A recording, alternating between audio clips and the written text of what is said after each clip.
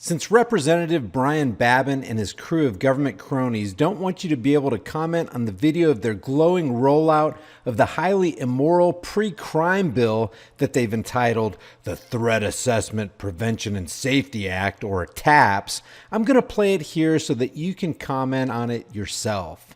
I'll also be leaving Babin's Twitter page, as well as the other empty suits who see no problem extorting more taxpayer money for another program that's going to take away more of our freedoms by declaring you guilty of crimes they think you'll commit in the future.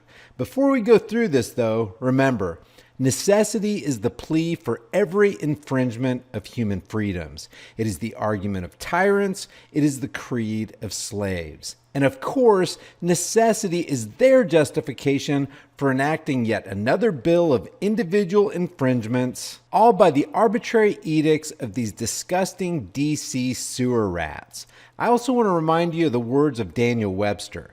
Good intentions will always be pleaded for every assumption of authority. It is hardly too strong to say that the Constitution was made to guard the people against the dangers of good intentions. There are men in all ages who mean to govern well, but they mean to govern. They promise to be good masters, but they mean to be your masters. So make no mistake, by signing this bill into law, Babin, Crenshaw, Spanberger, Hill, and Palmer mean to assume more authority over you and position themselves to be more powerful masters. Today, we're here for two reasons. First, to honor the sacrifice of these men and women in blue who put their life on the line every single day to protect us, and the vital role that law enforcement plays in safety and the well-being of our communities and our districts. Let's be honest here. Law enforcement serves two primary functions. Number one, to implement the arbitrary edicts and commands of politicians so that they can fulfill the companion functions of, number two, increasing the powers and coffers of the state.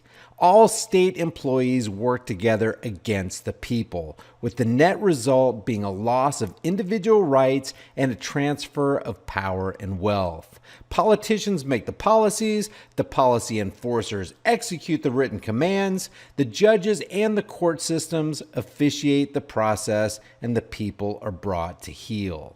And secondly, to highlight a bipartisan solution that we all are working on to protect our communities and schools from the terrible acts of violence that we've seen. Bipartisan solution. Bipartisan is a word we should all hate.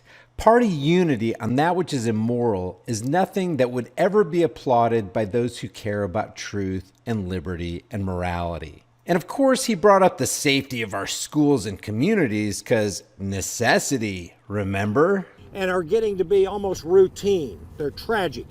Given the horrific tragedies that have occurred recently at both the STEM school in Highlands Ranch, Colorado, and the Poway synagogue shooting in Southern California, and not to forget the unfortunate anniversaries of Columbine, Parkland, Virginia Tech, and Santa Fe, which this upcoming Saturday, by the way, is the anniversary, and took place less than 15 miles outside of my congressional district down in Texas.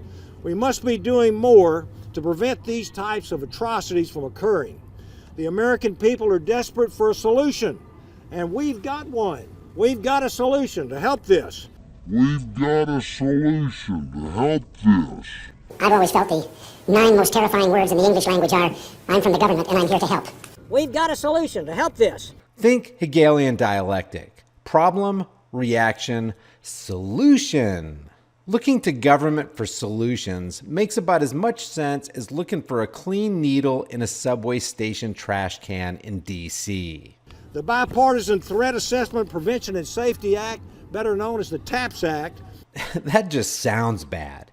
Bipartisan Threat Assessment Act. The Bipartisan Threat Assessment Prevention and Safety Act. That just means that they're all united as they gang up on you. Has been co-sponsored by almost 80 members of Congress, perfectly divided between Republicans and Democrats. Well, hot dog, Skippy. Republicans and Democrats love this bill. It must be good for us. And the bill has been endorsed by nearly 50 organizations and associations, 50 organizations and associations. Imagine that. It's gotta be good for us. including the Fraternal Order of Police, the National Sheriff's Association, and the International Association of Chiefs of Police.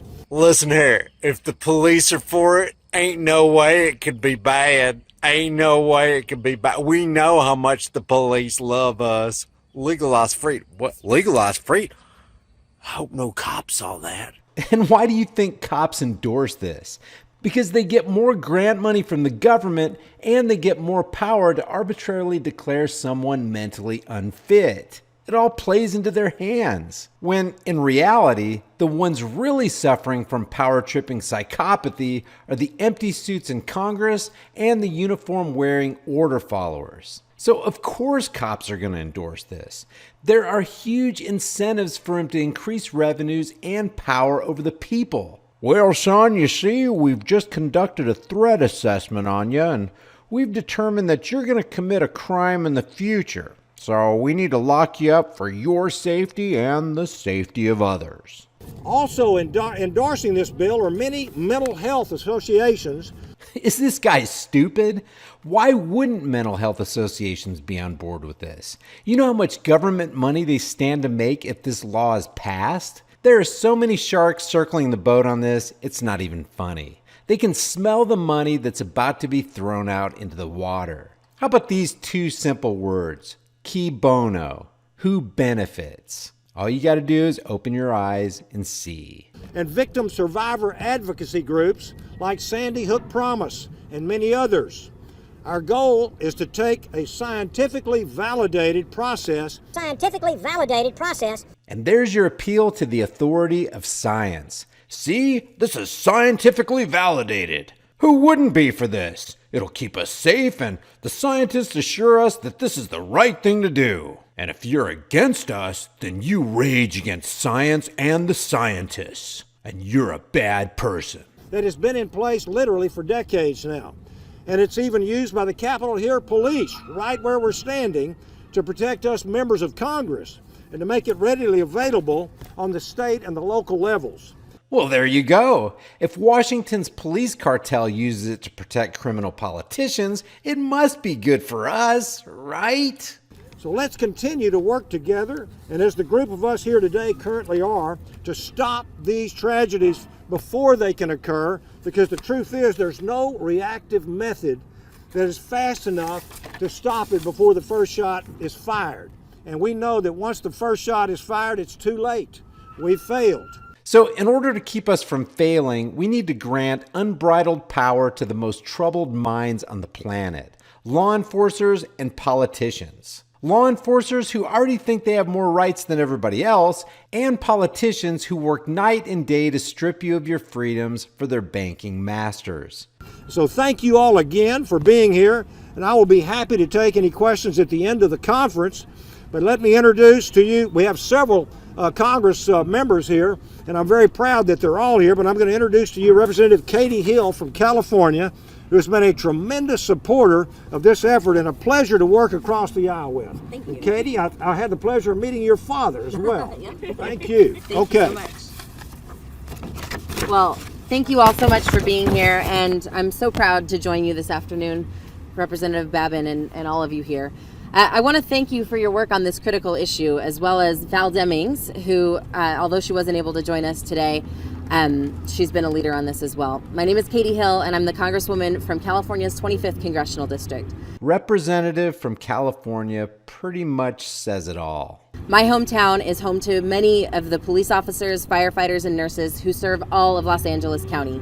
My community is rooted in that service, and it's the value that I grew up with, and one of the reasons I chose to serve my community by running for office.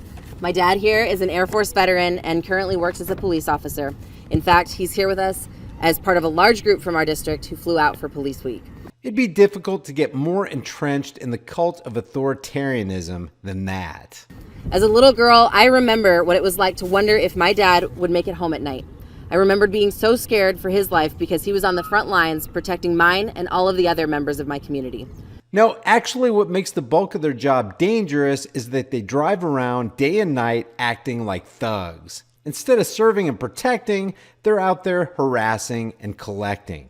A privatized competing security presence would be much more efficient and care way more about the quality of service as opposed to a monopolized police force. And that's what these guys operate under. Force. You're forced to comply with their commands or you'll be fined some more, your property will be impounded, and you'll be thrown into a cage. And there's nothing you can do about it. Why? Because it's a monopoly on force. If there was a privatized security firm in your town, they'd care about losing your business in a free market. Other security firms who are also competing for your business would strive to provide better service and security. So they'd be very careful how they treated their customers, and you would be their customer. I was proud of him then, and I'm proud of him now.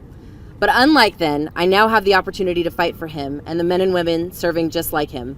Protecting and supporting our law enforcement should not be a partisan issue. And the group here with you today demonstrates that we can have meaningful legislative reform that works across the aisle. Who cares about working across the aisle? That never works out for the individual. For too long, we've seen the lives of our law enforcement threatened by guns that have no business being on our streets. Says who, you political hack? Guys, these people should infuriate you.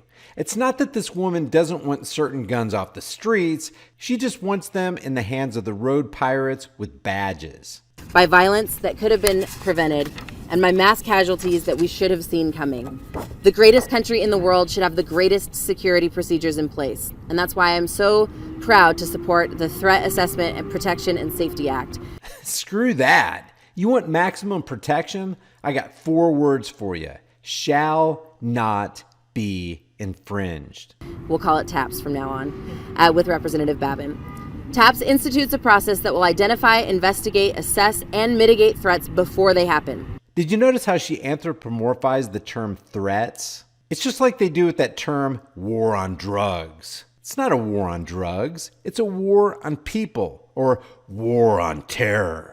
That's a war on the American people when they trampled our Fourth Amendment rights and used the so-called war on terror as the justification. Listen to her words again. TAPS institutes a process that will identify, investigate, assess, and mitigate threats before they happen. What's actually being identified, investigated, and mitigated are people, not threats, people. With this TAPS Act, people will have their freedoms removed. And they'll be removed by the political and policy enforcement class. This is BS. That means safer schools, safer police officers, and safer communities. That means safer schools, safer police officers, and safer communities. Safer, safer, safer.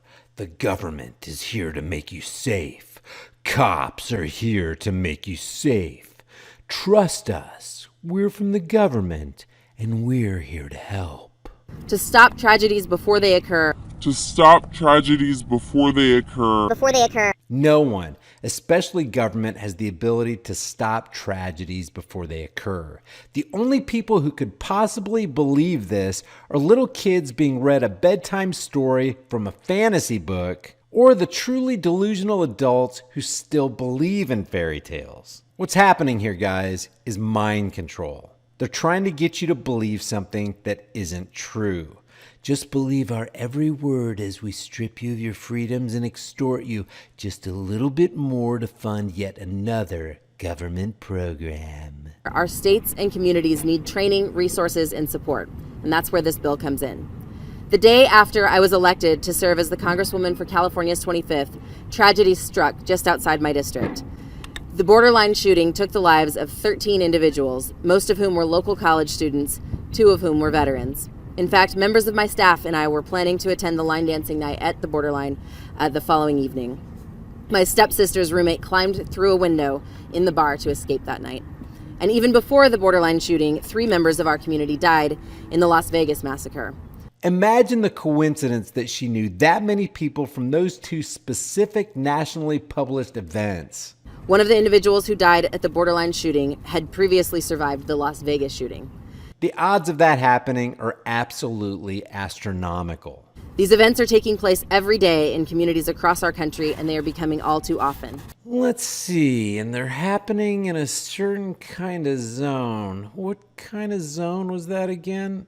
Oh yeah, politician-initiated, cop-enforced, gun-free zones. Matter of fact, 98% of all mass shootings take place in these criminal empowerment zones. Wonder why that is. Gosh, it couldn't be because criminals feel safe in these areas because all the law abiders are disarmed, could it? The mayhem that happens in gun-free zones is a perfect example of what actually happens when you trust politicians and law enforcers. When you don't take personal responsibility for your own safety, you might as well kiss your ass goodbye. So guys, when I say these people are psychopaths, I mean they are 100% bona fide psychopaths. We cannot sit by and do nothing. Actually, yeah, you can. You can definitely sit by and do nothing. Matter of fact, the less you do, the better off we are. The more you do, the more laws you write, the less free we become, and the more money you make from us. So yeah, do nothing. Better yet, how's this? You're fired. We don't need you asylum inmates running the show anymore. Today, in honor of Police Week and in honor of all the senseless acts of violence that have taken too many members of our communities, and in dishonor of American freedom, don't forget, I'm proud to support the TAPS Act. It means so much to me to be able to share this with our law enforcement and with my dad. Aw, she's sharing the public verbal flogging of the Bill of Rights for her dad. Ain't that all touchy-feely sweet? Guys, there's more to this, and if you want me to do a part 2, let me know in the comments section below. The price of freedom is eternal vigilance. Indifference to this notion is the means by which the people will and have secured their own oppression. And these people you see on the screen right here want to be your oppressors. I'll see you guys in the next heavily censored shadow ban video.